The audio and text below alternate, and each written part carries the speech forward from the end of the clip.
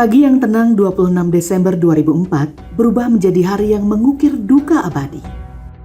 Aceh, bumi serambi Mekah diguncang gempa 9,3 skala Richter yang menyebabkan gelombang raksasa yang mengubah segalanya.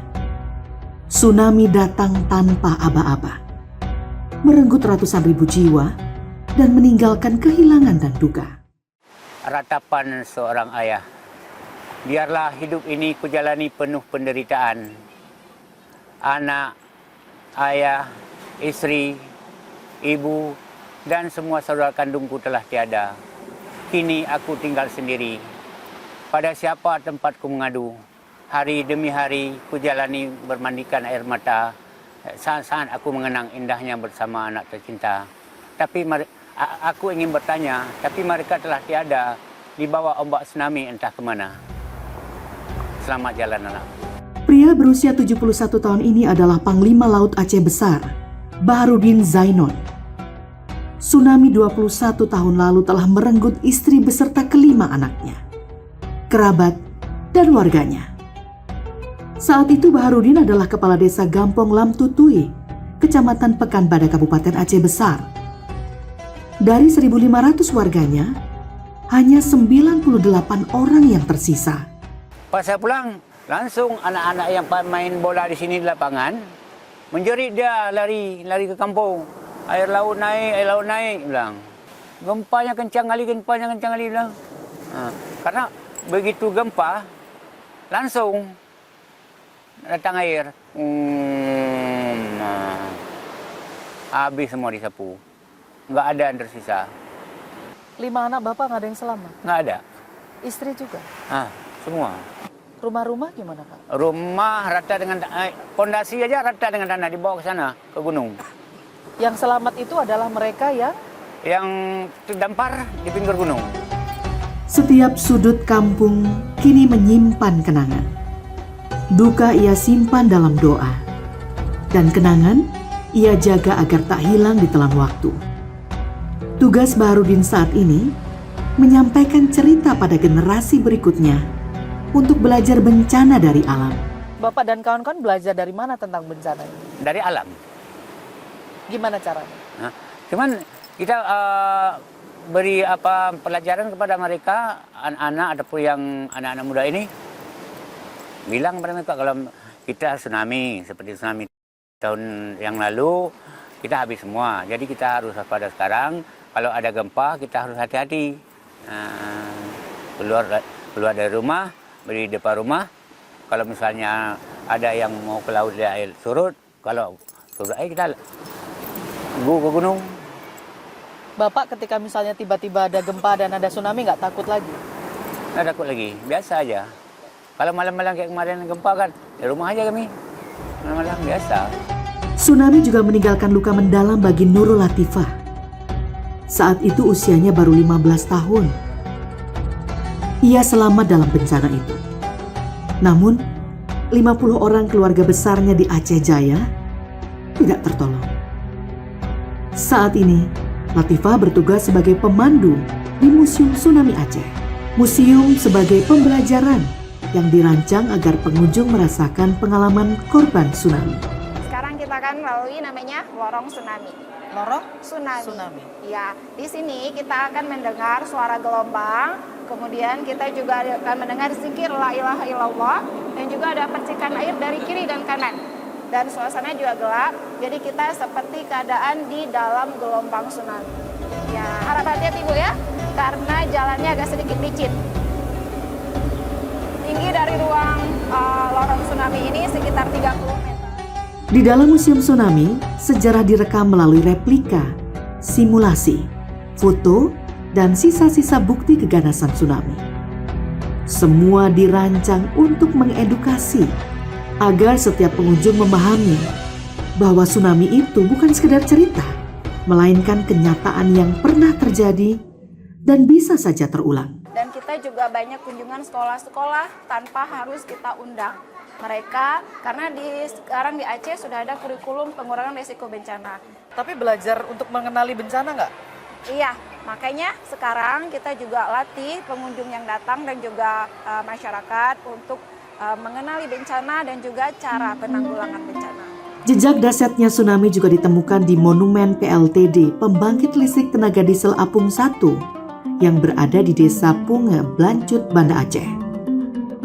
Kapal suplai sumber tenaga listrik bagi wilayah Uleleu itu terseret gelombang tsunami sejauh 5 km ke jantung kota Banda. Salah satu karyawannya adalah penyintas. Dan bagi mereka, kapal ini bukan sekedar besi raksasa, tetapi pengingat tentang kekuatan alam dan rapuhnya manusia. Masjid Jami Baitur Rahim, Zero Point Tsunami Uleleu, juga menjadi saksi. Kuburan massal korban tsunami menjadi lokasi ziarah dan ruang untuk berefleksi. Di bawah rumput hijau itu, ada belasan ribu nama yang tak dikenal, disatukan dalam kehilangan, dalam tragedi bencana dan kemanusiaan. Besarnya bencana tsunami Aceh menjadi pelajaran penting bagi semua pihak, bahwa kesiapsiagaan bukan pilihan, melainkan sebuah kebutuhan. Badan Penanggulangan Bencana Aceh (BPBA) terus mengingatkan, melawan lupa adalah bagian dari ikhtiar agar tragedi serupa tak kembali memakan korban sebesar dulu. Peristiwa gempa dan tsunami ini adalah berkaitan dengan melawan lupa. Artinya memang mengingatkan kembali akan peristiwa 2004 yang lalu dalam rangka memperkuat ketahanan masyarakat Aceh ke depan. Bagaimana kemudian masyarakat Aceh bangkit dari 2004 sampai kemudian sekarang, Pak? Ya, peristiwa tersebut tentunya yang perlu kita ingat adalah kejadian gempa dan tsunami itu bukan akhir dari segalanya. Ini akan terjadi lagi. Ya, cuma kita tinggal menunggu waktu kapan dan bagaimana. Kita berharap kepada petugas, kepada masyarakat, terutama yang berada di lokasi yang rawan dengan gempa dan tsunami, tentunya harus mempersiapkan atau selalu siap siaga dalam menghadapi kondisi tersebut. BPBA Aceh menyiapkan berbagai program mitigasi bencana. Edukasi dilakukan hingga ke masyarakat dan sekolah-sekolah untuk membangun kesadaran, kesiapan, dan kemampuan menyelamatkan diri ketika bencana datang. Tentunya hari ini kami melihat mulai dari pemerintah pusat sampai pemerintah daerah, kita concern hari ini bagaimana mempersiapkan infrastrukturnya. Katakanlah hari ini escape building, katakanlah hari ini adalah early warning system. Bagaimana kita memperkuat komunikasi dan koordinasi dengan lembaga terkait seperti BMKG. Mereka merupakan inisiator dalam mempersiapkan infrastruktur early warning system itu sendiri. Nah, di samping infrastruktur tentunya kita juga harus mempersiapkan masyarakat terkait dengan kapasitas. Hari ini pemerintah Aceh melalui BPBA concern untuk melaksanakan penguatan kapasitas. BPBA hari ini punya program prioritas. Mungkin melalui kesempatan ini dapat kami sampaikan. Kita punya namanya program Desa Tangguh. Ya. Program ini kita persiapkan buat masyarakat. Ketika terjadi bencana, ketika ada potensi bencana, masyarakat katakanlah di tataran pemerintah desa, ada kepala desa sampai ke bawahnya. Mereka sudah tahu apa yang harus dilakukan, apa yang harus dipersiapkan ketika bencana terjadi.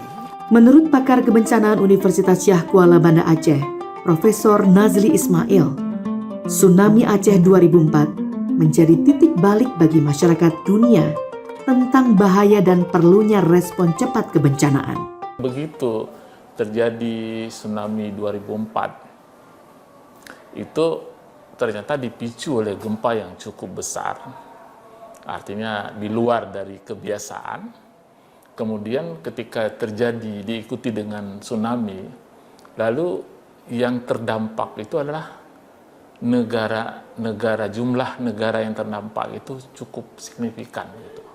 Melebihi dari yang diprediksi sebelumnya, apalagi dengan jumlah korbannya seperti itu. Lalu orang baru tersadar, ini baru kita bicara ilmuwan gitu, baru tersadar bahwa sebenarnya ancaman itu ada di mana-mana.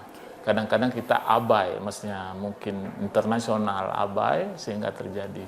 Tapi ada satu hal yang mungkin cukup bagus untuk pembelajaran, bahwa dengan seperti itu sekarang respon dunia terhadap kebencanaan itu cukup hebat gitu ya.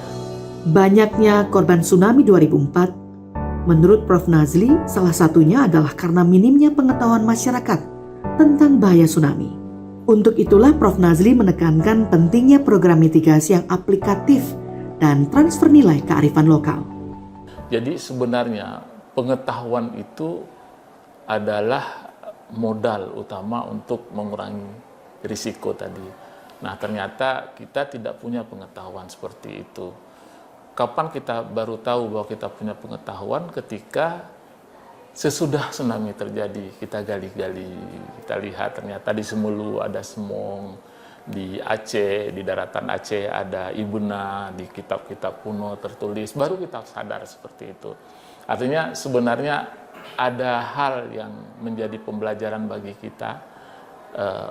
Pendahulu kita sudah punya pengalaman seperti itu, mereka sudah mencatatnya atau merekamnya baik secara lisan maupun tulisan, tapi tidak ada transfer pengetahuan dari generasi yang atas kepada generasi yang bawah seperti ini, sehingga dia menjadi korban.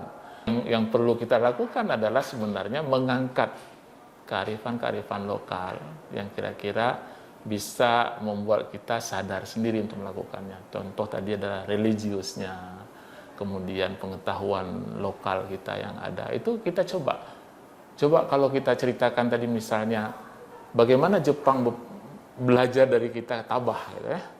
Nah, itu harus kita angkat gitu. Jadi sehingga lebih mudah diterima, lebih mudah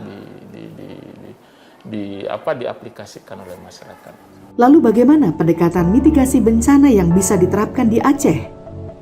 Profesor yang aktif melakukan riset kebencanaan ini yakin bahwa pendekatan religi akan lebih mudah diterima dan membumi di tengah masyarakat Aceh. Itu salah satu solusi yang paling tepat ya. Kalau kita bercermin dengan kejadian tsunami 2004 ya, kejadian tsunami 2004, begitu banyak orang yang terselamatkan oleh masjid misalnya ya. Begitu banyak orang yang terselamatkan oleh masjid. Ini seharusnya menjadi pembelajaran bagi pemerintah semasa rehab rekon gitu. Sekarang kita lihat Banda Aceh. Kita lihat Banda Aceh ketika dibangun gedung vertikal evakuasi itu mengabaikan masjid. Ya. Mengabaikan masjid, dibangunlah ada berapa 7 di Banda Aceh dan beberapa tempat yang lain, dan hari ini menjadi kandang sapi, kandang kerbau, kandang kambing itu ya, tidak terpakai dengan baik gitu. Ada beberapa yang terpakai, tapi banyak yang tidak terpakai dengan bagus, hanya pada momen-momen tertentu saja dipakai. Berapa miliar habis uang untuk membangun hal yang seperti itu. Ini mungkin belum sepenuhnya terpenuhi gitu. Mungkin ide ke depan menjadikan masjid sebagai salah satu tempat untuk evakuasi, saya pikir cukup bagus. Tsunami Aceh menjadi ingatan kolektif tentang duka, ketabahan, kebangkitan, dan tawakal. Seperti Pak Baharudin dan banyak warga Aceh lainnya. Keyakinan kepada rencana Allah menjadi pegangan hidup mereka. Karena bagi warga Aceh, tsunami 2004 adalah bukti kebesaran Allah. Bapak nggak trauma kalau ingat peristiwa saat itu? Alhamdulillah kita enggak. Karena kita begini, kita berperman ke sana, ke atas. Kami kan orang Islam. Orang Islam memang sudah ada peringatan dalam Al-Quran akan datang suatu saat bahaya besar. Itu kan yang mengatakan itu Allah. Itu apa kita takut lagi, saya bilang. Kita hanya manusia yang ada di bumi Allah. Semua langkah kita itu sudah diatur oleh Allah. Langkah, rezeki, pertemuan, maut, semuanya sudah ada. Kita hanya harus menjalankan apa yang kita inginkan. Dari masyarakat Aceh kita belajar, bencana tidak untuk dilupakan, tetapi dipelajari. Karena dari ingatan itulah lahir kesiapsiagaan, solidaritas, dan juga harapan agar di masa depan kita lebih siap menghadapi bencana apapun yang mungkin datang di negeri yang rawan bencana ini. Dari Banda Aceh, Esti Sulistia dan tim liputan Pro 3 RRI melaporkan.